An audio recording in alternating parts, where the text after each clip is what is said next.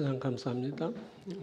십자가의 은혜, 우리 주 예수님의 은혜를 찬양했습니다. 가사처럼 십자가를 바라보는 일이 있고 그로 말미암아 기쁨이 여러분에게 차고 넘치는 일이 있게 되길 바랍니다. 성경 말씀 봅니다. 여호수아서 17장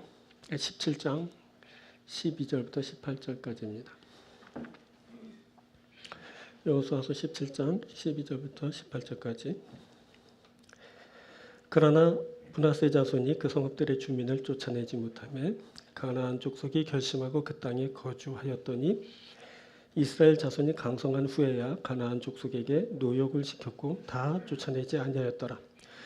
요셉 자손이 여호수아에게 말하여 이르되 여호와께서 지금까지 내게 복을 주심으로 내가 큰 민족이 되었거늘 당신이 나의 기업을 위하여 한 제비 한 분깃으로만 내게 주심이 어찌 함이니까 하니 여호수아가 그들에게 이르되 내가 큰 민족이 되므로 에브라임 산지가 내게 너무 좁을진데 브리스 족속과 르바임 족속의 땅 삼림에 올라가서 스스로 개척하라 하니라.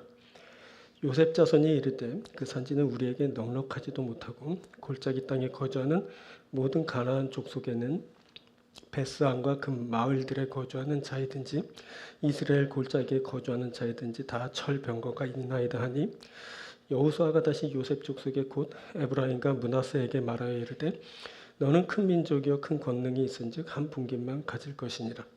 그 산지도 내 것이 되리니 비록 삼림이라도 내가 개척하라. 그 끝까지 내 것이 되리라. 가나안 족속이 비록 철병거를 가졌고 강할지라도 내가 능히 그를 쫓아내리라 하였더라. 아멘.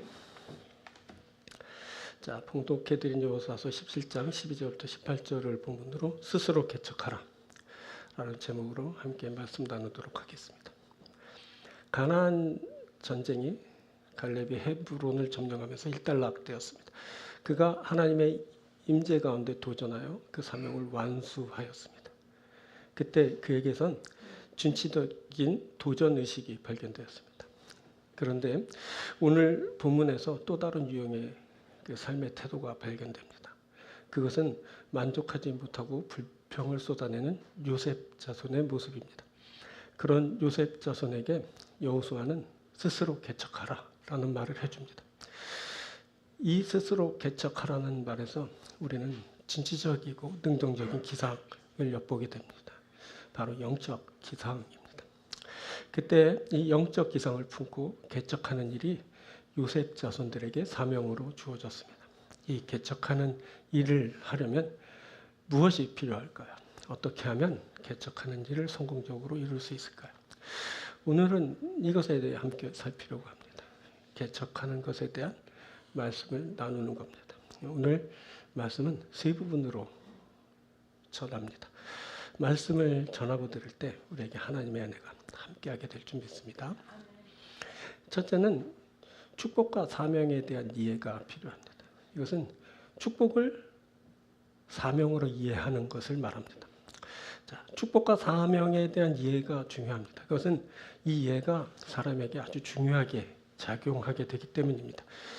영적인 사람은 축복을 사명으로 이해합니다. 그가 은혜를 만날 때마다 사명을 생각합니다. 이 축복은 하나님이 나에게 사명하라고 주신 거야 라고 생각합니다. 자, 본문 14절 한번 볼까요? 요셉 자손이 여호수아에게 말하여 이르되 여호와께서 지금까지 내게 복을 주심으로 내가 큰 민족이 되었거늘. 여기 요셉 자손의 자의식이 나옵니다. 이들은 자신을 큰 민족으로 이해합니다. 이들은 야훼께서 자신에게 복을 주셔서 큰 민족이 되었다라고 합니다. 자, 뭐 여기까지는 문제가 없어 보입니다. 그런데 이들은 크기 때문에 더 많이 받아야 한다라고 주장합니다. 자, 14절 중반절 볼까요? 내가 큰 민족이 되었거늘 당신이 나의 기업을 위하여 한 제비 한 분깃으로만 내게 주심이 어찌함이니까. 자, 안타까운 것은 이들이 받은 그 큰 축복과 자신들이 해야 할 사명을 연결시키지 못하고 있다는 점입니다. 이들은 더 많이 받는 것에만 집착합니다. 슬프게도 이것은 영적 기상을 잃은 그런 사람의 전형적인 모습입니다. 이들 요셉 자손은 자신들이 말하고 있는 것과 같이 하나님으로부터 큰 축복을 받은 사람들입니다. 그렇다면 그것을 사명과 연결하여 더 크게 섬겼어야 했습니다. 하지만 이들은 받은 것 그리고 받을 것에만 관심이 있었습니다. 자, 이들은 조상 요셉을 그대로 닮았습니다. 과거에 노예였고 죄수였던 요셉을 하나님이 형통케 하셨습니다. 하나님이 그와 함께 하셨고 구하는 것마다 축복으로 응답하셨습니다. 그런데 요셉이 높이 존귀하게 되었을 때 그가 하나님을 섬기지 못했습니다. 그가 대신 바로를 섬깁니다. 그것을 요셉 그가 하는 일을 통해서 알 수 있습니다. 그가 애굽 총리가 되어 높아졌을 때 바로를 위하는 일을 합니다. 요셉이 백성에게 이르되 오늘 내가 바로를 위하여 너희 몸과 너희 토지를 선노라. 요셉의 말입니다. 요셉이 뭐라고 말하냐면 내가 바로를 위한다라고 합니다. 요셉이 바로를 위해서 백성들의 몸을 사고 토지를 샀습니다. 그 일로 백성들이 모두가 다 바로의 종이 되었습니다. 이 일은 바로를 위해서 한 일입니다. 야훼 하나님을 위해서 한 일이 아니죠. 하나님을 위하지 못하니 자연스럽게 죄가 틈타게 되었습니다.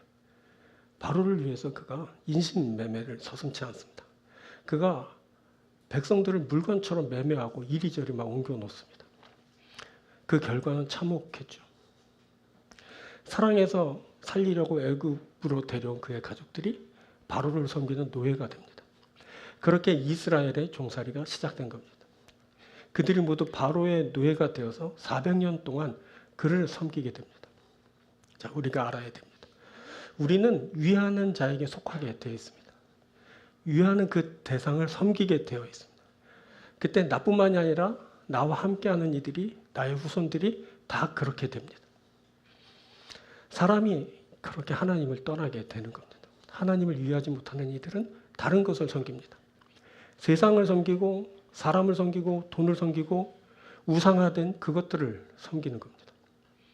지금 요셉 자손인 에브라임과 므낫세 지파는 바로의 노예가 된 더 이상 하나님을 위하지 못하는 조상 요셉의 모습을 그대로 닮았습니다. 이들은 우리가 이렇게 복을 받아 크게 되었으니 큰 일을 맡겨주십시오. 그 큰 일을 저희가 하겠습니다. 이렇게 나섰어야 했습니다. 이것은 영적 기상을 품는 겁니다. 바로 개척 정신을 갖는 거죠. 그런데 그들이 그렇게 하지 못했습니다. 대신 우리가 지난주에 살핀 갈렙이라는 사람이 그 일을 했습니다. 갈렙을 한번 보십시오. 갈렙이 산지 땅을 달라고 합니다. 그날의 여호와께서 말씀하신 이 산지를 지금 내게 주소서. 자, 여기까지 비슷하죠? 요셉 자손도 땅을 달라고 하고 있고 갈렙도 땅을 달라고 하고 있습니다. 근데 갈렙은 이게 끝이 아니었죠. 야훼께서 나와 함께 하시면 크고 견고한 성읍을 얻어내고 대적을 쫓아내겠다고 합니다. 그곳에는 아낙 사람이 있고 그 성읍들은 크고 견고할지라도 여호와께서 나와 함께 하시면 내가 여호와께서 말씀하신 대로 그들을 쫓아내리이다. 사명입니다. 갈렙에겐 대가와 사명이 나란히 갑니다. 아니, 사명이 먼저입니다. 그리고 축복을 얻죠. 갈렙에겐 축복과 헌신이 공존합니다. 받을 만큼 헌신하는 겁니다. 받은 만큼 사명하는 겁니다. 이게 바로 갈렙의 사람됨입니다. 이게 갈렙의 크기입니다. 그는 큰 성읍을 얻기 위해 크게 섬깁니다. 큰 일을 하죠. 그가 목숨 걸고 사명합니다. 그가 얻은 산지는 그가 내건 목숨의 대가입니다. 크게 섬기고 그가 크게 얻었습니다. 바로 이것이 영적 기상이 강한 개척자의 모습입니다. 자, 그러면 요셉 자손의 모습을 볼까요? 자, 17장 12절 13절 이렇게 말해요. 그러나 므낫세 자손이 그 성읍들의 주민을 쫓아내지 못하며 가나안 족속이 결심하고 그 땅에 거주하였더니 이스라엘 자손이 강성한 후에야 가나안 족속에게 노역을 시켰고 다 쫓아내지 아니하였더라. 여기 보십시오. 쫓아내지 못하며 다 쫓아내지 아니하였더라. 자신들이 크다고 말한 것이 무색하게도 요셉 자손들은 대적을 쫓아내지 못했습니다. 또 후에 힘을 빌려 강성한 후에도 그들을 쫓아내지 않았습니다. 사명하지 않은 겁니다. 이들은 능력도 안 되고 아예 사명할 마음도 없는 사람들입니다. 이것이 바로 요셉 자손의 실상입니다. 이것은 다름 아닌 영적 기상을 잃은 개척하지 못하는 자의 모습입니다. 자기 자신에 대해서 갖게 되는 그런 자의식 그리고 실상은 이렇게 크게 다를 수 있습니다. 알고 봤더니 조그만 것들이 크다고 건방 떨어진 겁니다. 겁쟁이들이 용사라고 막 떠버린 겁니다. 비신앙인이 신앙인인 척 했던 겁니다. 이들은 자신에 대해 말할 때 야훼 하나님을 언급하지 말았어야 했습니다. 받을 때만 하나님 찾고 사명할 때는 숨어버리는 그런 사람들입니다. 이들은 영적 기상을 그리고 개척 정신을 갖추지 못한 사람들입니다.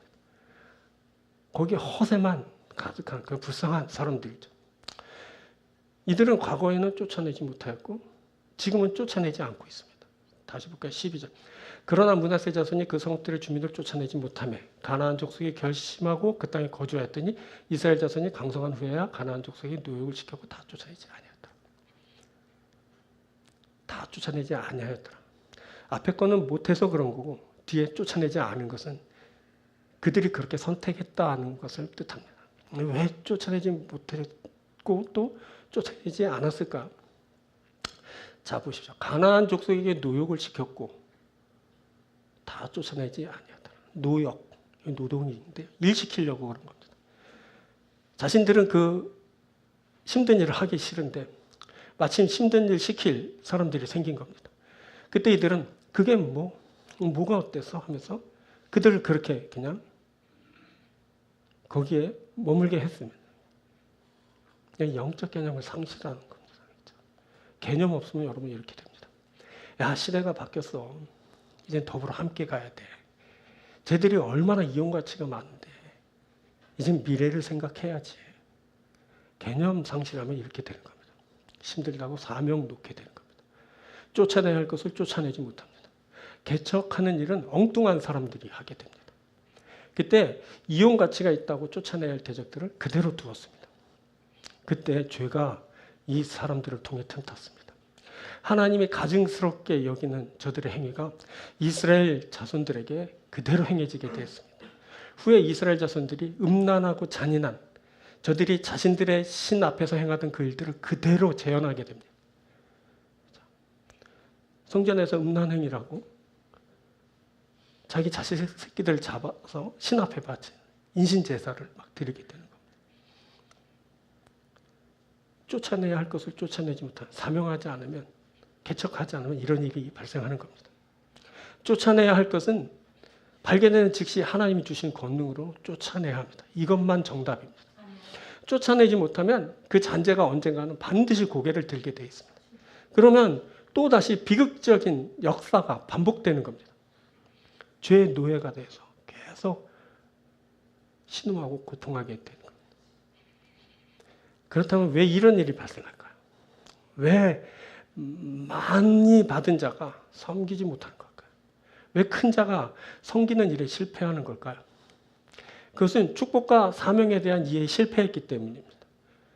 이들에겐 축복과 사명에 대한 이해가 없습니다.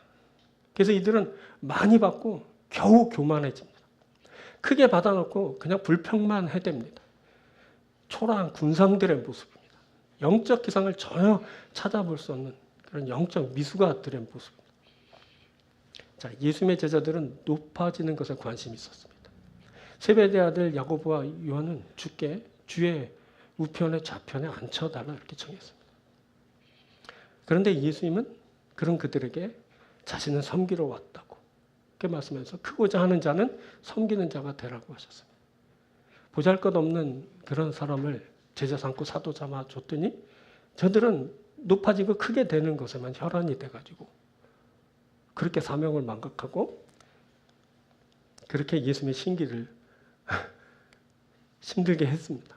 그때 예수님은 제자들에게 너희들이 크고자 하느냐? 섬기는 자가 되라. 나는 섬기러 왔다. 이렇게 말씀하여 주신 겁니다. 여러분 우리가 알아야 됩니다. 축복과 사명은 분리될 수 없습니다. 함께 일어나는 일입니다. 축복은 사명을 전제로 주신 겁니다. 받은 만큼 섬기는 겁니다. 사명을 축복을 전제로 주시는 때도 있습니다. 갈렙처럼 사명하면서 축복을 얻는 겁니다. 그의 나라와 의를 구하여서 축복을 받는 겁니다. 그의 나라와 의를 구하면서 축복을 받는 겁니다. 우리가 이러한 이해를 가져야 됩니다. 축복과 사명에 대한 이해를 분명히 하는 겁니다. 자, 다시 전합니다. 축복은 사명하라고 주신 겁니다. 받은 만큼 섬기는 겁니다. 받을 만큼 섬기는 겁니다. 이렇게 축복과 사명에 대한 이해를 온전히 하면 영적 기상을 품게 됩니다. 그리고 힘있게 나아가게 되는 겁니다. 하나님이 이런 자들을 축복하십니다. 이런 자들에게 산지를 주시는 겁니다. 그가 구하는 모든 것을 얻게 됩니다. 그가 구하는 모든 것으로 또 섬기게 됩니다. 하나님이 그를 더욱 축복하십니다. 그래서 그가 성장하게 되고 그리고 크게 되는 역사가 그에게 있게 되는 겁니다. 자, 이 분명한 대조를 한번 보십시오. 갈렙은 야훼 하나님과 함께 강한 대적을 쫓아내겠다고 합니다. 여호와께서 나와 함께 하시면 내가 여호와께서 말씀하신 대로 그들을 쫓아내리다.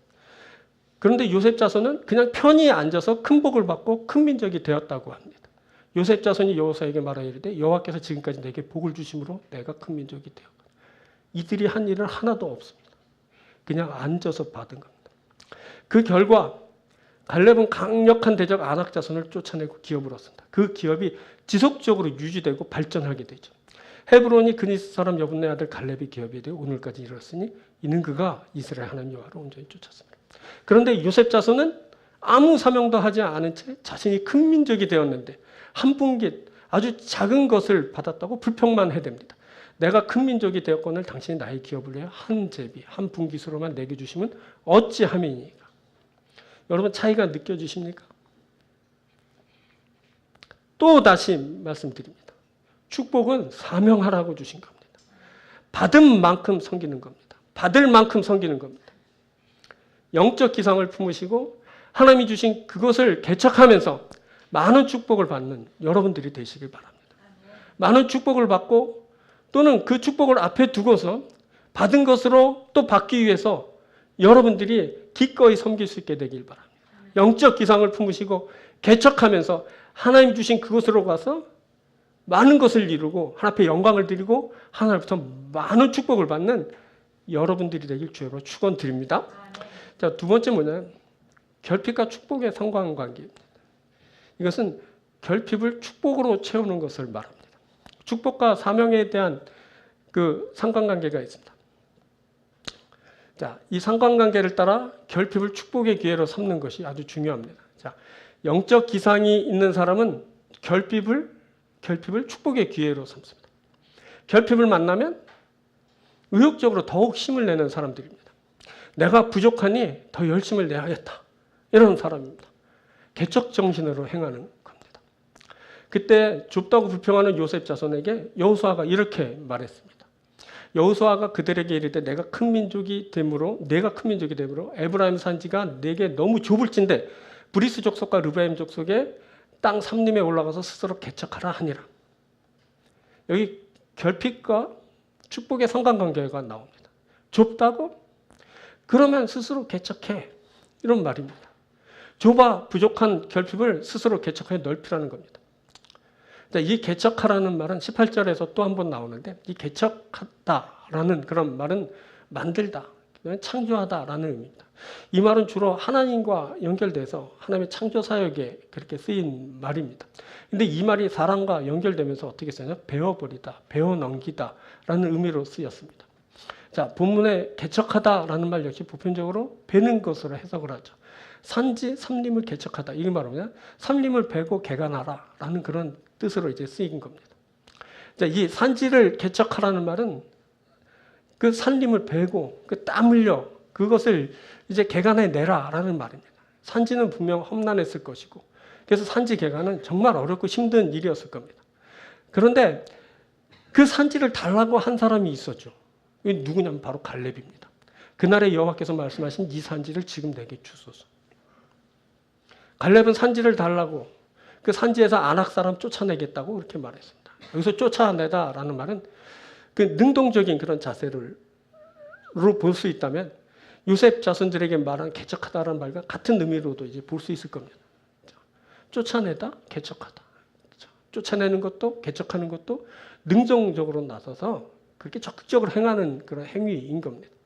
그때 요셉 자손들은 능동적으로 마치 대적을 쫓아내듯이 삼림을 개척해야 합니다. 그들이 살림을 베고 또 개간하면서 자신들의 땅으로 만들어야 하는 겁니다. 이 능동적이고 진취적인 자세가 바로 이들에게 요청되었던 겁니다. 자, 그때 모세는 그 땅을 요구하는 그 요셉 자손들에게 그 산지를 개척하라고 사명으로 저들에게 주었습니다. 이들에게 필요한 것은 이제 개척 정신이죠. 그렇죠? 바로 이것이 바로 영적 기상입니다. 그것이 좁다고 불평하는 요셉 자손들에게 준 그 여호수아의 그 대답입니다. 스스로 개척하여 그 결핍을 채우고 너를 더 멋지고 위대하게 만들라라는 것이었습니다. 좁으면 넓히면 되고 부족하면 채우면 된다는 겁니다. 그런데 저들은 그 일을 하지 않고 불평만 쏟아냈습니다. 자, 영적 기상의 결핍으로 개척 정신을 발휘하지 못한 그 또 다른 자손이 하나 더 있었는데 그게 바로 유다 자손입니다. 이들은 예루살렘에 거주하던 여부수 족속을 쫓아내지 못했습니다. 그래서 이들 여부수 사람들이 오랜 시간을 유다 족속과 함께 생활하였고 그렇게 400년이 흘러서 다윗 시대에 이르러서야 이제 이 여부수 족속을 이제 쫓아내게 되었습니다. 이는 400년 동안이나 역사가 퇴보되었다 혹은 지체되었다라는 것을 의미하는 것입니다. 자, 여부수 족속이 거주하던 예루살렘은 하나님의 거룩한 도성으로 그렇게 지어질 계획이 있었던 곳입니다.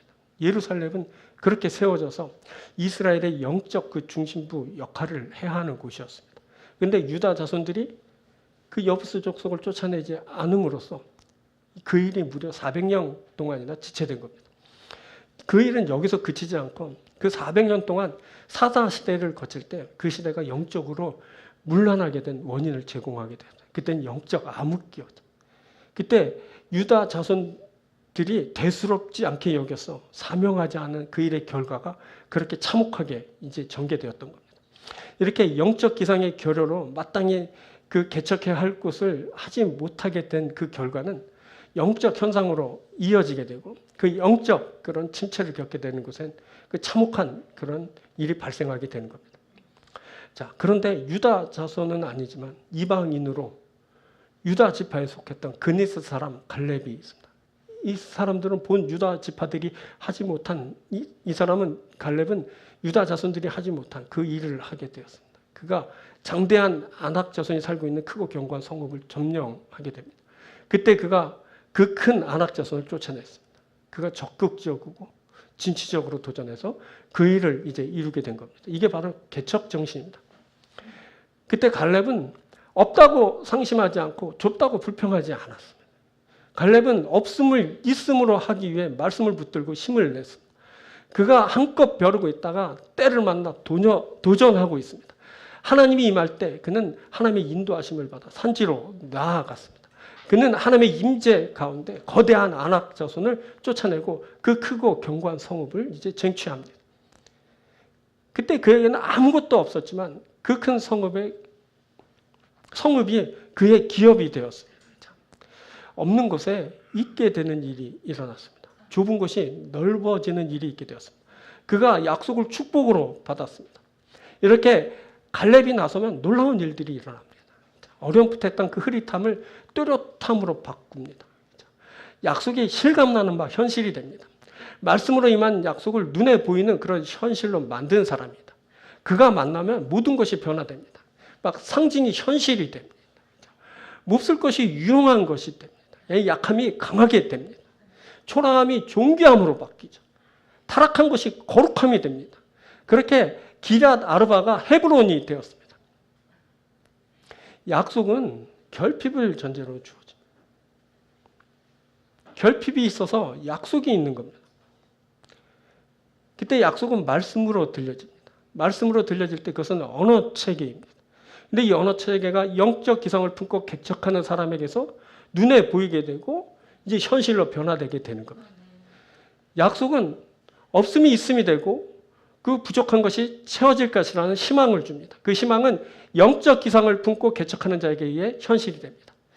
만일 우리가 결핍을 만났다면 약속을 기반으로 말씀을 붙드는 겁니다.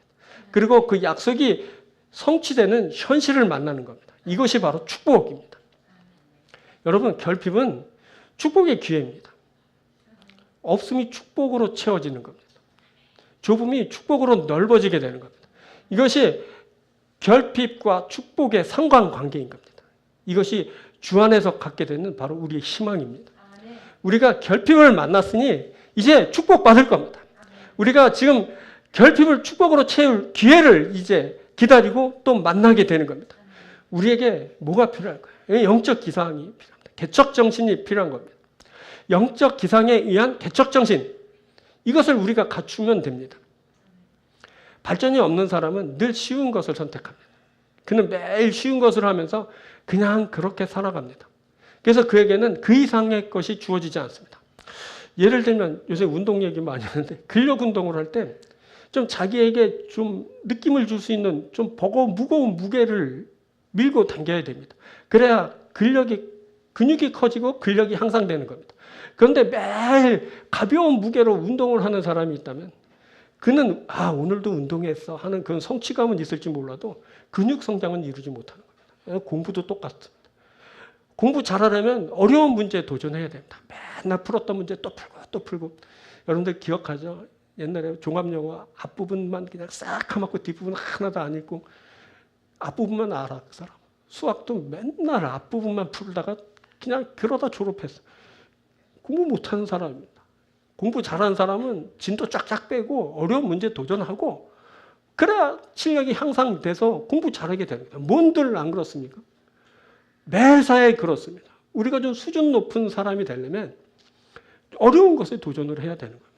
도전하면서 그래야 그것도 뛰어넘으면서 수준 높은 그런 것을 얻게 되는 겁니다. 내게 익숙한 것, 내가 할 수 있는 것만 한다면 절대 발전 없습니다. 그런데 많은 사람들이 그렇게 살죠. 자기가 할 수 있는 것만 합니다. 익숙한 것만 매일 합니다.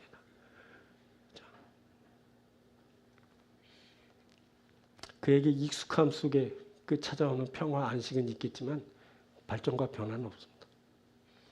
이것을 우리가 곰곰이 잘 생각해야 됩니다. 없다고 좁다고 불평하기 전에 내가 무엇을 하고 있는지 그걸 살피는 겁니다. 이것은 신앙생활에서도 그대로 적용되는 겁니다. 어려움과 고난을 만났을 때 그곳에서 주님을 만나고 말씀을 약속으로 붙들고 힘으로도 그 자리에서 일어서는 것. 이게 신앙입니다. 이게 신앙의 본질입니다. 신앙이 뭡니까? 약함이 강함되고 없음이 있음 되는 겁니다. 여러분 우리가 심지어 하나님 나라를 꿈꿉니다. 하나님 나라가 어디 있습니까? 아십니까 여러분? 근데 우리가 하나님 나라 갈 거래요. 간다고들 하더라고요. 들어간다고. 어디 있는데 들어갈 거예요 도대체?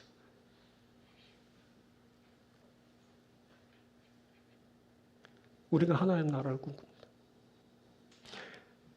그리고 우리는 또 하나님 나라에 대한 어떤 지분도 없습니다. 거기 투자하셨습니까? 좀 땅 좀 사놓으셨습니까? 땅이라고 표현할 수 있다면. 그럼에도 우리가 하나님 나라를 희망합니다. 좀 이치에 맞지도 않고 너무 무모하기도 하고 그렇지 않습니까? 그럼 왜 그럴까? 왜 우리가 하나님 나라를 꿈꾸고 그 나라에 간다고 생각할까? 약속이 있기 때문에 그렇습니다. 약속. 말씀이 있어서 그렇습니다. 약속을 붙들고 우리가 희망하는 것, 하나님을 바라보는 것, 그게 문제예요. 그게 신앙입니다. 신앙. 그때 없음이 있으면 되는 겁니다. 그렇죠? 약속 말씀이 현실이 되는 겁니다. 우리가 하나님 나라에 있게 될 겁니다. 이게 신앙인 겁니다. 아무것도 없지만 우리에게 뭐가 있다고요? 말씀이 있습니다. 약속이 있습니다. 그래서 우리가 희망하는 겁니다. 그거 붙드는 겁니다. 이게 신앙인 거죠. 우리는 그 약속이 성취될 것을 믿고 힘있게 나아갑니다. 다시 봅니다. 15절. 여호수아가 그들에게 이르되 내가 큰 민족이 되므로 에브라임 산지가 내게 너무 좁을진데 브리스 족속과 르바임 족속의 땅 삼림에 올라가서 스스로 개척하라. 너무 좁다면 올라가서 스스로 개척하라. 우리가 매 순간 어려움 만납니다. 없음을 괴로워하죠. 좁아서 답답해합니다. 그럴 때마다 이 말씀 생각하고 붙들고 기도하고 힘을 내면 됩니다. 우리가 약속에 대한 그 성취를 우리가 만나게 될 거예요. 기도에 대한 응답을 우리가 얻게 될 겁니다. 올라가서 개척해. 올라가는 겁니다. 개척하는 겁니다. 성취되는 겁니다. 우리가 도전하고 개척해서 허락하신 것을 축복으로 받을 겁니다. 하나님의 역사가 우리를 돕고 우리는 모든 것을 얻게 될 겁니다. 결핍이 충만함이 되는 것을 우리가 반드시 보게 될 겁니다. 이 축복이 여러분과 함께 하게 되기를 바랍니다. 여러분, 성경이 말하는 인생들이 다 그렇습니다. 욥을 아시죠? 그가 부자였어요. 그가 아내와 아내들과 그리고 부유함으로 행복했습니다. 그런데 어느 날 사탄이 그에게서 사랑하는 가족을, 그 많은 재산을, 건강을 빼앗아 갔습니다. 자녀들이 죽임을 당하고 아내가 저주하고 떠나버리고 집이 무너지고 그 많던 재산 다 날아갔습니다. 그 몸은 병들었는데 짓물나는 몸을 기아로 벅벅 긁으면서 괴로움을 겨우 면했습니다. 그런데 욥은 그 아픔과 그 결핍의 깊은 곳에서 간절하게 하나님의 은혜를 구하고 그리고 그 은혜를 잊게 됩니다. 그때 그가 가장 깊이 있게 하나님을 만나는 순간입니다. 이후 사탄이 앗아갔던 그 모든 것이 하나님으로 인해 채워질 때 배로 채워지게 되었다는 이야기. 그게 욥의 이야기입니다. 여러분, 한나라 아십니까? 그녀가 고통 중에 하나님께 기도했죠. 너무 고통스러워서 몸도 제대로 가눌 수 없어서 성전에서 엎드려져서 신음하듯 하나님 앞에 간구했습니다. 그녀가 가장 실감나게 하나님을 만나는 순간이었습니다. 그녀의 결핍 속에 드린 그 기도는 사무엘이라는 그런 축복의 응답으로 돌아왔습니다. 사무엘이 자라서 이스라엘 구하고 백성들을 평화롭고 힘있게 하였습니다. 한나의 기도는 그녀 자신의 결핍을 채웠을 뿐 아니라 한 나라의 결핍을 채우는 그 역사를 이제 이루게 되었습니다. 이게 바로 성경이 말하는 인생입니다. 결핍을 만난 인생이 하나님을 만나게 되었다. 그겁니다. 결핍을 지나는 인생이 힘 있는 하나님의 도우심을 입었다. 성경 이야기입니다. 하나의 말씀입니다. 그런 겁니다. 결핍은 반드시 축복으로 채워지게 되어 있습니다. 이 상관관계를 우리들이 이해해야 합니다. 그래서 결핍을 만났다고 이제 죽게 됐다고 낙담하고 불평하고 두려워하고 절망하는 것이 아니라 결핍 가운데 희망을 갖고 말씀 붙들고 하나님께 나아가고 하나님과 함께 나아가는 겁니다. 그래서 결핍을 채우는 역사가 일어나야 됩니다. 예수님이 하늘 보좌를 떠나 이 세상에 오셨습니다. 하늘 보좌를 떠나 이 세상에 오셨다는 것은 그가 인간성을 입으셨다는 겁니다. 그가 연약하고 부족한 상태에 들어서게 됐습니다. 그런데 예수님은 그 연약하고 부족함을 하늘의 권능으로 채우셨습니다. 하늘 아버지께서 아들이신 예수의 손에 만물을 주셨습니다. 그때부터 예수님은 연약하고 부족한 인간을 위해 그 가진 것을 내주셨습니다. 복음의 말씀 주시고 치료의 건강 주시고 마귀를 쫓아 자유케 해주셨습니다. 그리고 하나님 나라를 저들에게 주시기 원하셨습니다. 연약하고 부족하고 죄로 가득한 인간을 위해 자신을 속량의 제물로 내주시면서 십자가를 지셨습니다. 그 연약하고 그 부족하고 죄로 가득한 인간에게 구원과 생명이 임하게 된 겁니다. 그게 바로 예수님의 이야기입니다. 여러분, 성경은 그걸 말하는 거예요. 결핍은 축복이 됩니다. 이걸 말하는 겁니다. 예수님은 연약한 인간성을 입으셨지만 하늘 아버지의 모든 것으로 채우셨고 그것을 인류에 다 내어주셨습니다. 그래서 결핍을 당하는 인생에게 그 채워짐의 역사가 있게 됐습니다. 죽음이 변해서 생명이 되고 저주가 변해서 구원이 되는 역사가 있게 됩니다. 놀라운 역사들이 일어나게 됩니다. 결핍이 축복이 되는 겁니다. 이게 바로 성경 이야기고 우리 신앙 이야기고 우리 삶의 이야기입니다. 이것이 우리들의 살아가는 내용입니다. 결핍이 축복이 되는 것, 이것이 우리의 삶입니다. 우리가 결핍을 만났으니 곧 채우게 될 겁니다. 이것을 여러분 믿으시게 되길 바랍니다. 우리에게 하나님의 충만하심으로 채워지는 역사가 있게 될 겁니다. 우리에게 예수님이라는 생명으로 가득 채워지는 역사가 있게 될 겁니다. 주님이 가져오시는 그 나라를 우리가 받을 겁니다. 결핍 때문에 만나는 겁니다.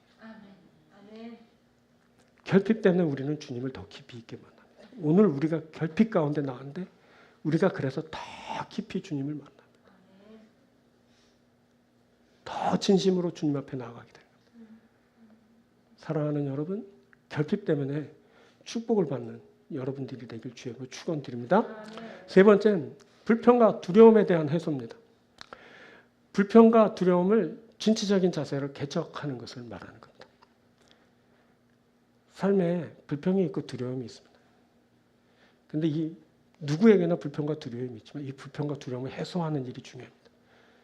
이 불평과 두려움을 해소하게 되면 전혀 다른 삶을 만나게 됩니다. 자, 영적 기상을 말하는 영적 기상이 있는 사람은 그 안에 불평과 두려움을 용납하지 않습니다. 개척 정신을 말하는데 개척 정신이 있는 사람은 불평을 해소하고 두려움을 이겨내고 맙니다. 그것은 그 사람에게 그 진취적인 그러한 모습이 있기 때문에 그렇습니다. 자, 본문 16절 한번 봅니다. 요셉 자손이 이르되 그 산지는 우리에게 넉넉하지도 못하고 골짜기 땅에 거주하는 모든 가나안 족속에게는 벳산과 그 마을들에 거주하는 자이든지 이스라엘 골짜기에 거주하는 자이든지 다 철병거가 있나이다. 자, 스스로 개척하라는 여호수아의 말에 요셉 자손이 반박하는 말입니다. 이들의 반박은 두 가지로 살펴볼 수 있는데 하나는 당신이 새롭게 제시한 그 땅도 우리에겐 넉넉하지 못합니다 라는 것입니다. 그리고 또 하나는 그것에 거주하는 자들이 철병거로 무장하고 있어서 우리가 절대 저들을 이길 수 없다라는 겁니다. 자, 먼저 그 땅이 우리에게 넉넉하지 못하다는 말은 불평입니다. 이것은 자신들을 크게 볼 때 일어나는 현상입니다. 자신이 크다고 생각하면 모든 것이 다 불만족스럽습니다. 만나는 모든 것이 늘 자꾸 부족하게 생각되는 겁니다. 그래서 여호수아가 땅이 좁다고? 그러면 저곳이 어때? 라고 이렇게 제시한 그것도 좁아 보이는 겁니다. 자기가 크다고 생각하기 때문에 그렇습니다. 자, 보니까 여호수아의 이해와 요셉 자손의 이해가 다릅니다. 여호수아는 저만 하면 되겠지 하고 주는데 받는 요셉 자손은 이딴 걸 대책이라고 주다니 저게 지도자야? 이러고 불평이 됩니다. 그리고 또 하나 그들이 우리보다 강하다는 것은 두려움입니다. 철기로 무장한 대적은 두려움의 대상입니다. 해족속이라고 성경에서 말해진 그 히타이트 제국이 있습니다. 이 사람들은 최초로 철기를 개발하고 무장했던 사람들인데 이들의 영향으로 이제 철기를 영입한 족속들이 철기로 무장하였습니다. 여기서 말해지는 벳산 그리고 이스라엘 골짜기에 거하는 자들이 모두 철병거를 소유하고 있었습니다. 이 철병거가 두려운 것은 이제 철로 구성된 그 전차에서 강력한 힘을 발하고 지나가기만 해도 그냥 일반 그 보병들은 그냥 추풍 낙엽처럼 나가 떨어지는 겁니다. 그러니까 두려움의 대상이죠. 그것을 보유하고 있지 못했던 이스라엘 모든 지파는 당연히 이 철병거를 두려워할 수밖에 없었습니다. 그래서 이들은 스스로 개척하라라는 그 여호수아의 말에 저들이 철병거를 가지고 있는데요. 이렇게 반박하게 된 겁니다. 그런데 이 말은 우리가 너무 커서 그 작은 땅은 적합하지 않다고 불평할 때랑 너무 다른 모습이지 않습니까? 저들의 자의식이 정말 크다면 철기로 무장했더라도 저들과 싸울 일입니다. 이스라엘이 그 철병거를 물리친 경험들이 있습니다. 과거 출애굽 때 쫓아오던 그 애굽 철병거를 홍해에서 수장시켰었습니다. 또 최근에는 가나안에 들어서서 하솔 왕 야빈을 상대할 때 여호수아가 이끄는 이스라엘 군이 그 병거를 불살라 멸한 적이 있습니다. 그렇다면 스스로 자신을 크게 보고 있었던 그 요셉 자손이라면 뭐 철병거를 상대할 만하지 않습니까? 승리에 대한 경험도 가지고 있겠다. 그 노하우로 상대하면 되지 않을까 이렇게 생각이 되는데 근데 이들은 자신을 그렇게 과대평가하면서 대적은 더 크게 과대평가했습니다. 나도 크지만 저들은 더 큰데요? 이렇게 말한 거예요. 그래서 이렇게 허세로 가득한 보잘것없는 자들은 자신을 크게 포장하지만 실은 그 작은 자들입니다. 그죠? 그래서 강한 대적을 만나면 꼬리부터 막 내리는 겁니다. 이들이 그랬어요. 쫄짱부들이죠. 그죠? 근데 이들에게 신앙이 있었다면 하고 이렇게 생각하게 됩니다. 그가 크신 하나님을 의지하고 저들에게 나갈 수 있었겠다. 그런데 이들은 하나님도 과소평가했습니다. 이들은 하나님을 업신여기죠. 멸시하죠. 청종치 않고 멸시한 이스라엘 자손들 가나안 땅에 못 들어섰다고 제가 계속 얘기했죠. 하나님을 멸시한 거 업신여긴 거죠. 하나님을 자기는 과대평가하고 하나님은 과소평가한 거야. 그러면서 또 적은 또 과대평가하고 막 이런 그런 마인드를 가지고 있었으니 이들이 어떻게 뭐 전쟁을 하고 개척을 하고 그렇겠습니까? 허장성세로 가득한 요셉 자손들 그만 두려움에 사로잡혀 벌벌 떨게 된 겁니다. 자, 과거 철병거를 물리칠 때는 이스라엘이 강해서 저들은 물리친 것이 아닙니다. 이스라엘은 그때도 연약했지만 강하신 하나님을 의지하고 하나님의 역사하심으로 그렇게 철병거를 물리친 것이었어요. 그런데 지금 요셉 자손은 하나님 없는 사람처럼 말하고 있어요. 이들은 영적 기상이 없는 사람들이에요. 이 개척정신 갖지 못하죠. 그래서 정말 크고 강한 자 앞에서는 비굴 모드로 돌아서고 말았어요. 요구할 때는 막 우리가 크게 맞춰 큰 것 달라고 불평하면서 대적을 만나면 자꾸 초라한 모습을 드러내며 두려워하는 그런 인생입니다. 사실 요셉 자손은 12지파에도 속하지 못할 자들이에요. 12지파를 형성하고 있는 자들은 뭐냐면 야곱의 12아들들이거든요. 근데 이들은 요셉 자손이에요. 야곱의 아들이 아니라 요셉의 아들들이거든요. 계열이 달라요. 족보상.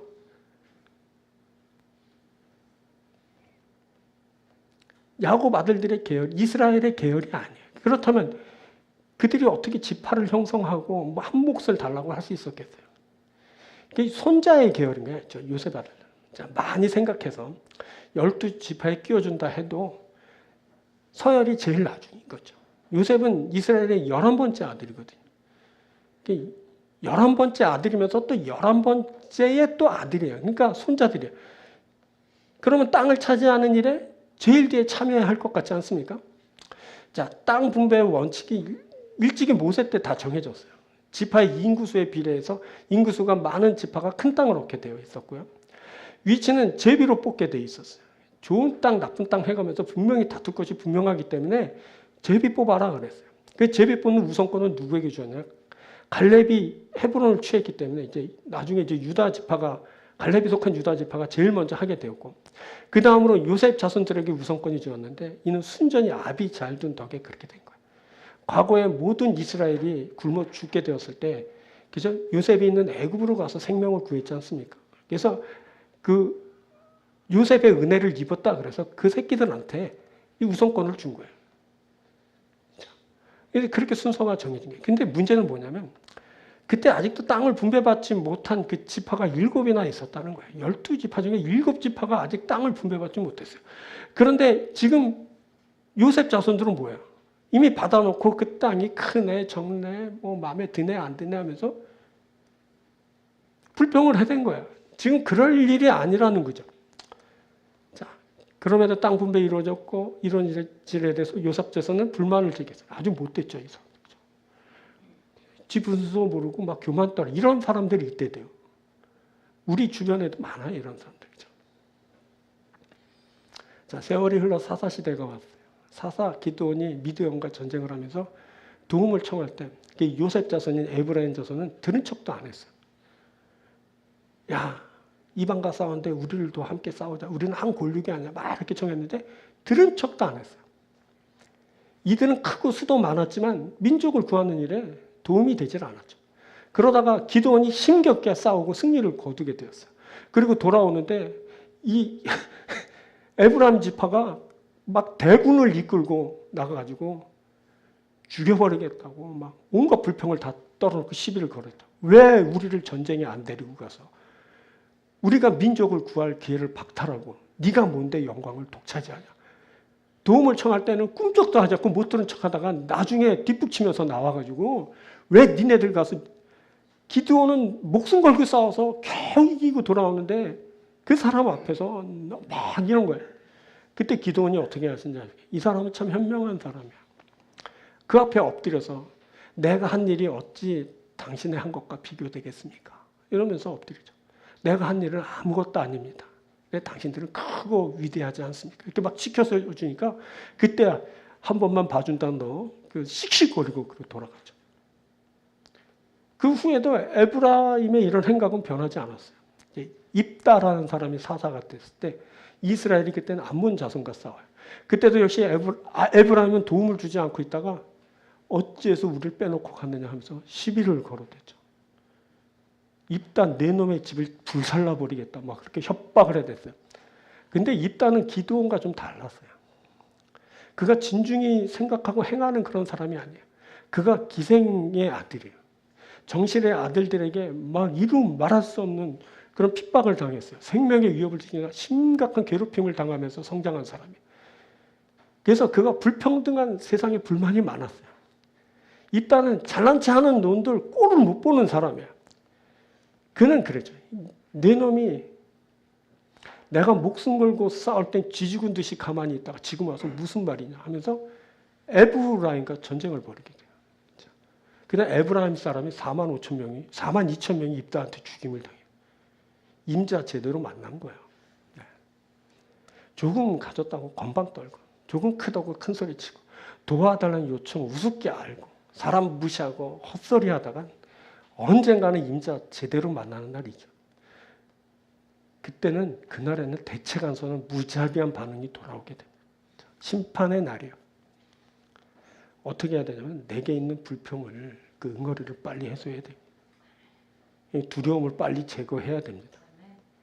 사람 좋아 보인다고 여러분 함부로 대하면 안 됩니다. 바보 같다고 그 앞에서 잘난 척하면서 건방 떨어대면 안 됩니다. 가난한 사람 앞에서 조금 가진 거 자랑하면 안 됩니다. 도움 청하는 일 우습게 여기면서 외면하면 안 됩니다. 주지도 않을 거면서 돈 자랑 돕지도 않을 거면서 심 자랑하면 안 됩니다. 그러다 정말 큰일 납니다. 그 사람 정말 사람 착해서 가만히 있지만 그의 아버지가 가만히 안 계십니다. 그 아버지는 앤누리 없는 분이십니다. 앤누리 없이 보응하시는 하늘 아버지십니다. 빨리 불평과 두려움 해결해야 됩니다. 그렇지 않으면 어두운 데서 울며 이를 가는 일이 있게 됩니다. 그날에는 어디 호소할 데도 없죠. 그때는 누구도 나를 도울 수 없습니다. 홀로 고독하게 모든 결과를 받아들인다. 마태복음서에 보면 어두운 데서 이를 갈미 있으리라. 이를 벅벅 가는데 이를 갈아도 해결되지 않습니다. 억울함이 풀리지 않습니다. 불만이 해소되지 않는 겁니다. 그날엔 그냥 이를 갈다 끝나는 일이게 됩니다. 여호수아가 불평과 두려움으로 반응한 요셉 자손에게 말했죠. 다시 볼까? 17절. 여호수아가 다시 요셉의 족속 에브라임과 므낫세에게 말하여 이르되 너는 큰 민족이요 큰 권능이 있은즉 한 분깃만 가질 것이 아니라 그 산지도 내 것이 되니 비록 살림이라도 내가 개척하라. 그 끝까지 내 것이 되리라. 가나안 족속이 비록 철병거를 가졌고 강할지라도 내가 능히 그들을 쫓아내리라 하였다. 자, 여기 그 불평과 두려움을 다스리는 여호수아의 리더십이 나오죠. 그것은 내가 크니 크게 가지라 라는 겁니다. 너는 큰 민족이요 큰 권능이 있은즉 한 분깃만 가질 것이 아니라 그 산지도 내 것이 되리니. 내 말이 맞다라고 해줍니다. 내가 크다라고 합니다. 그러니 더 가지라고 합니다. 다만 개척하라라고 합니다. 내가 크냐? 그러면 그 큰 권능으로 내 것을 가지라라는 그런 말입니다. 자, 이제 어떻게 해야 될까요? 어떻게? 더 많이 크게 가지려면 반드시 불평과 두려움을 먼저 해소해야 됩니다. 그것을 넘어서야 됩니다. 그래야 그것을 가질 수 있는 그 능력을 이제 소유하게 되는 겁니다. 자, 어떻게 되냐면 불평의 에너지를 진취적인 능력으로 바꾸는 거예요. 모든 것에 에너지가 있는 거 아시죠? 불평도 에너지거든요. 그 에너지를 바꾸는 거예요. 진취적인 모습으로 바꾸는 거예요. 불평할 때 나가 개척하는 거죠. 불평하는 그 힘으로 개간하는 거예요. 여호수아 내가 크냐? 그럼 내 힘을 발하라 라고 합니다. 그렇다고 말만 하지 말고 그 큰 권능을 발휘하라는 겁니다. 바로 이것이 진취적인 자세로 개척하는 겁니다. 앞서 말씀드렸다시피 불평은 자의식에서 나오는 거거든요. 왜 불평하는지 아십니까? 내 마음에 안 드는 거예요. 내 마음이 어떤지 아십니까? 내 마음이 고결하고 크고 위대하고 하여튼 뭐 세련되고 그래요. 근데 그건 내게 주어지는 게 못마땅한 거야. 나는 큰데 조그만 거 주는 거야. 나는 세련됐는데 후진 거 주는 거죠. 그렇죠? 그러면 불평이 있게 되는 거예요. 교만도 같은 원리죠. 내가 큰데 이런 의식이 교만이거든요.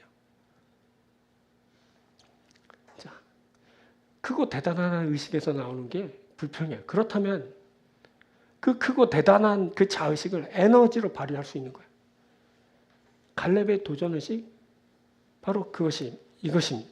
이것이 바로 진취적인 행동이죠. 그것이 개척정신입니다. 갈렙은 큰 사람이었거든요.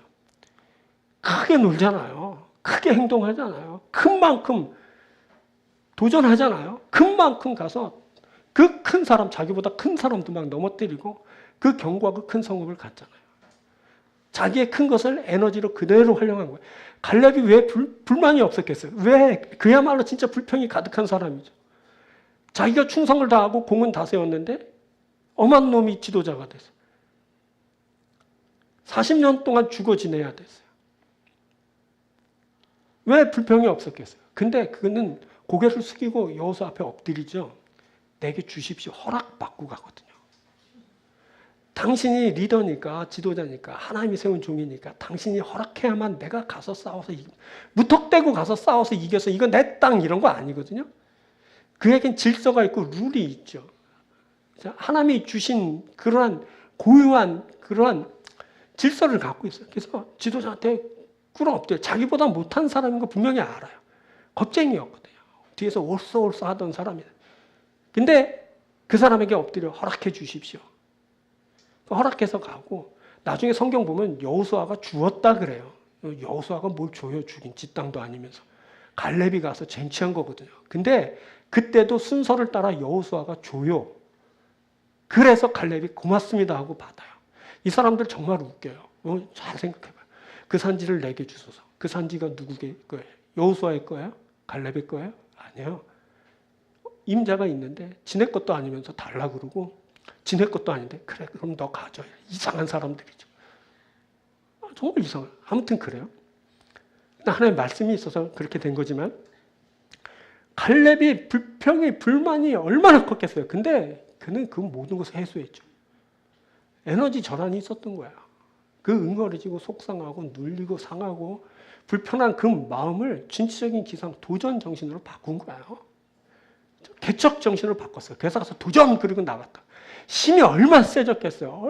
갈렙이 왜 센지 아세요? 한이 많아서 그래요. 불평등을 너무 많이 경험하고 부조리함을 너무 많이 경험해요. 나는 죽도록 충성하는 내가 공은 다 세웠는데 딴 사람이 1인자가 되고 자기는 2인자도 아니야. 그냥 이름 없이 그냥 죽어 지내야 했던 거예요. 그러니까 얼마나 힘이 셌겠어요. 그 힘으로 딛고 일어난 거예요. 그런 거죠. 불평을 에너지로 전환하잖아요. 엄청난 역사가 일어나요. 여러분 불평, 불만 많죠. 이 세상에 대해서, 이 나라, 뭐 정치, 뭐 교회에 대해서도 그렇고 사람에 대해서, 스스로 자신에 대해서도 그렇고 얼마나 불평이 많아요. 늘 불평하잖아요. 그거를 바꾸는 거야. 전환시키는 거예요. 트랜스식. 그래서 바꿔서 그걸 에너지로 쓰는 거예요. 도전 그리고 개척하면 나가는 거예요. 그때 엄청난 역사가 일어난다. 이걸 말하는 거죠. 그리고 또 두려움을 강력한 동기로 또 전환시키는 거예요. 두려움이 뭐세요? 뭔지 아세요? 상대 강력하면서 느낄 수 있는 감정이거든요. 이것은 대적을 대적할 수 있는 그런 동기로 쓰일 수 있게 되는 거예요. 상대가 강하면 그만큼 동기가 강해져요. 여러분 뭔가 할 때 이렇게 가슴 두근두근하고 떨린 적이 있죠. 그때가 언제냐면 그놈이 셀 때, 그 일이 정말 하기 힘든 일일 때 그때 떨리잖아요. 큰 사람 앞에 서면 떨리잖아요. 큰 놈과 싸울 때 되면 얼마나 또 벌벌 떨리겠어요. 근데 그 벌벌 떨리는 그 두려움을 에너지로 전환시키고 동기, 그러니까 이걸 할 수 있는 어떤 근거로 만드는 거야. 상대가 강할수록 그 동기가 강력해지죠. 그래서 파이터들 보면요. 도전하잖아요. 항상 챔피언한테 도전하잖아요. 얼마나 떨리는 일이에요. 근데 그가 엄청난 힘으로 나가서 도전을 하죠. 동기를 만든 거예요. 강한 대적 앞에 더 큰 동기가 새겨 있는 거예요. 내가 저놈을 눕히고 내가 챔피언 되겠다. 이러는 거죠. 한번 해보고 싶은 마음이 생기는 거예요. 왜 여러분 한번 해보고 싶은 마음이 없는지 아세요? 센 놈을 못 만나서. 진짜 임자를 못 만나서. 대적을 딱 만나면 해보고 싶은 마음이 있고 아주 그냥 기분 좋은 긴장감이 삶에 쫙 흐르면서 매일매일이 막 즐겁죠. 난 저거 하고 말 거야. 그게 바로 도전의식이죠. 마음을 새롭게 다잡게 되는 계기가 돼요. 마음이 왜 맨날 그렇고 그런지 아세요? 센 놈 못 만나서 그런 거예요. 긴장하고 준비하고 단련하고 하나님 붙들고 나가서 이기는 거죠. 이게 바로 뭔지 아세요? 갈렙의 도전의식이에요. 진취적 행동이죠. 그게 개척정신이에요. 갈렙도 불만이 있었어요. 갈렙도 두려웠거든요. 왜 아낙 자손 앞에 왜 안 떨렸겠어요? 그 거인들 앞에서 그 큰 성 앞에서 떨렸겠죠. 근데 그걸 전부 에너지로 바꾼 거죠. 동기로 바꾼 거예요. 그래서 나가서 이긴 거죠. 인생이 그런 겁니다. 인생은 내가 상대하는 대적의 크기만큼 성장하게 돼 있어요. 그게 바로 나의 사이즈, 나의 크기죠. 나의 크기에 따라 축복이 임하게 되는 거예요.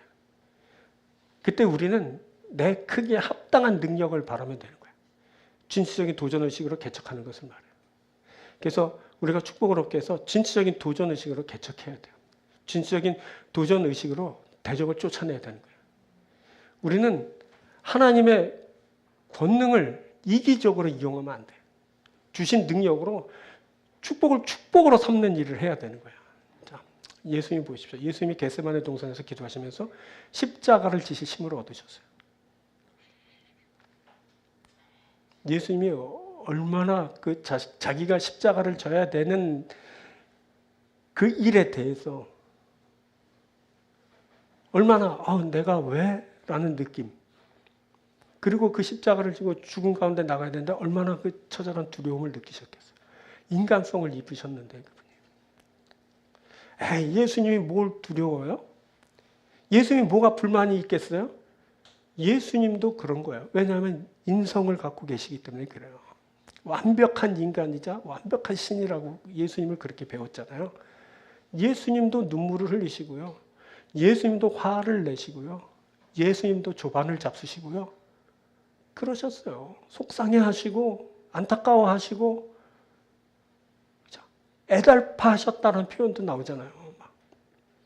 오병이어 때 그 굶주린 사람들을 가지고 애간장을 태우셨다 그랬어요. 그 마음이 얼마나, 그게 예수님의 인성이거든요. 근데 십자가를 앞두셨을 때 겟세마네 동산에서 주님이 왜 땀이 피가 되도록 기도하셨겠어요. 그만큼 긴장하시고 두려우시고 그 일에 대해서 아주 큰 그런 사명을 느끼셨기 때문에 그렇게 하신 거거든요. 근데 주님을 보세요. 십자가를 지셨잖아요. 그때 겟세마네 동산에 기도하면서 그 모든 것을 에너지로 전환한 거야. 지실 힘을 얻었다고요. 기도하면서 응답받고 나가서 십자가, 아버지 뜻에 모든 것을 맡길 수 있었고 십자가로 나가셨어요. 십자가를 지시면서 주님은 그 불평하지 않으셨죠. 내가 왜요? 이런 말 나와요. 성경이 아니에요. 두려움을 넘어서셨죠. 긴장감이 있지만 그 두려움을 넘어서셨다고. 예수님이 십자가를 지심으로 해서 구원이 임하게 된 거예요. 그런 역사가 있게 되는 거죠. 예수님에게서도 일어난 일. 여러분, 바울이 그의 인생 마지막에 말하죠. 선한 싸움을 싸우고 달려갈 길을 마치고 믿음을 지켰습니다. 그가 이렇게 고백. 디모데후서 4장에 고백하죠. 그가 자신을 위해서 예비된 의의 면류관을 소망하면서 그의 마지막으로 나아가죠. 그가 평생 그렇게 나아갈 수 있었던 것. 그것은 세상에서 만나게 되는 모든 불평과 두려움과 그 밖의 모든 것들을 그런 자기가 행할 수 있는 그런 모든 힘으로 전환시켰기 때문에 그가 끝까지 나아갈 수 있었던 거야. 믿음 지킬 수 있었던 거죠. 하나님이 그에 대해 응답하신 거죠. 자. 보니까 예수님도 바울도 그 갈렙도 모두가 다 영적 기상을 가졌어요. 그래서 이분들은 뭐예요? 모두 도전하고 개척했죠. 우리가 바로 이 영적 기상을 오늘 품는 겁니다. 개척 정신을 우리가 도전하는 거예요. 우리 아직 안 죽었어요. 여러분들 아직 안 죽었어요. 여러분들은 아직 완전히 망하지 않았어요. 손을 이렇게 코끝에 가서 숨을 한번 쉬어보세요. 숨 쉬고 있죠. 산 거예요, 여러분. 생명이 있죠. 생명이 있다는 것은 뭐냐면 내가 움직일 수 있다는 거예요. 나에게 기회가 있다는 거죠. 다시 시도할 수 있어요. 하나님 임재의식, 도전의식, 완수의식 나누자. 그거 갖추는 거죠. 오늘 또 뭘 말해요? 영적 기상을 품은 개척정신 말하죠. 이거 갖는 거죠. 나가는 거예요. 큰 놈들도 있잖아요. 이 영적 기상 갖고 개척정신 없으면 맨날 불평만 하다가 그렇게 망하는 거야. 하지만 없는 사람도 작은 사람도 하나 앞에 겸비해서 영적 기상을 품고 그 개척 정신을 갖게 되면 하나님이 그 가운데 크게 역사하시는 거죠. 그래서 산지도 없고 그 외에 모든 것도 없고 그것이 보존되고 유지되고 자자손손 대대로 축복받는 역사가 있게 되는 거예요. 사랑하는 여러분, 우리가 앞으로 살 거예요. 어떻게 살 거냐면 축복받아 살 거야. 여러분들 이 축복을 받는 여러분들 되길 바라요. 앞으로 여러분들 행하는 것에 하나님이 늘 함께 하셔서 하나님이 여러분들의 기도에 응답하셔서 힘이 되어 주시고 우리가 마치 겟세마네 동산에서 기도하시는 예수님처럼 그렇게 기도하고 바울처럼 그러한 마음으로 달려갈 길을 힘차게 나가서 마침내 하나님이 주신 그곳까지 이루고 하나님이 주신 그 축복을 얻고 하나님 나라에 이르고 하나님 백성이 되고 하나님을 영광스럽게 하는 귀한 여러분들이 되길 주의 축원드립니다. 말씀 맺겠습니다. 첫 번째 뭐냐면 축복과 사명에 대한 이해를 가지는 겁니다. 축복은 사명하라 주신 겁니다. 사명할 때 여러분 축복이 돼. 두 번째 뭐죠? 결핍과 축복의 상관관계를 아는 거예요. 내게 결핍이 있다는 것 축복으로 채우라는 거예요. 우리가 결핍을 축복으로 채웁니다. 세 번째, 불평과 두려움에 대한 해소를 하라는 거예요. 불평, 두려움, 그거를 진취적인 에너지로 강력한 동기로 바꾸라는 거예요. 그러면 우리가 하나님이 주신 그런 축복을 얻게 될 거예요. 영적 기상으로 개척하면서 힘있게 나아갈 때 하나님이 우리를 축복하실 거예요. 하나님이 축복하셔서 하나님이 주신 축복으로 온전히 바꾼 드리는 여러분들 되길 주여로 축원드립니다. 기도하겠습니다.